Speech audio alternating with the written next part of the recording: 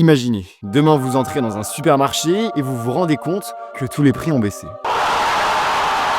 Coup d'envoi des bonnes affaires, ils sont des dizaines à s'être levés tôt. Et ben en fait, ça serait carrément une mauvaise nouvelle.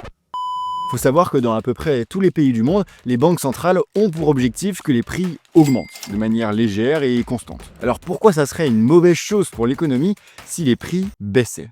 Bonne question. Bonne question. Une baisse généralisée des prix sur une période prolongée, ça a un nom, ça s'appelle la déflation. Il y a des pays qui ont connu ça, comme les Grecs dans les années 2010, et je peux vous dire qu'ils en gardent vraiment pas un bon souvenir. C'était horrible. Magnifique. Hein? Horrible. Non, oh là là là là là. Parce que ça paraît paradoxal, mais quand les prix baissent, les gens achètent beaucoup moins de trucs. Imaginez plutôt que vous vouliez acheter une voiture, si je vous dis que dans 3 mois elle coûtera 100 € de moins, et ben vous n'allez pas l'acheter, vous allez attendre que le prix baisse. Ce qui fait que la consommation dans l'économie s'effondre, et ça c'est une très mauvaise nouvelle pour les entreprises. On est mal, patron. Ah, on est mal. On est très mal.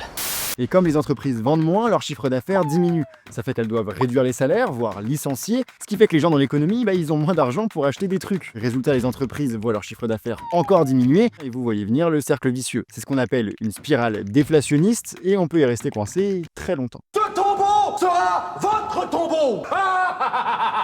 Et il y a un autre agent économique qui n'aime vraiment pas la déflation, c'est l'État. Déjà parce que ses recettes baissent, que ce soit la TVA, vu que les gens consomment moins, ou alors l'impôt sur le revenu, vu que les gens gagnent moins.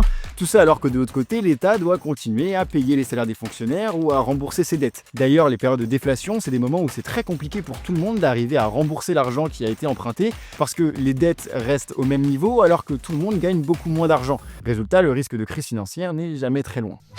Je flaire un truc pas net. Bref, n'hésitez pas à taguer votre pote qui se plaint toujours que les prix augmentent, comme ça lui fera peut-être plaisir de savoir que quand les prix baissent, c'est aussi une mauvaise nouvelle. Mais en fait, je suis pas sûr que ça marche.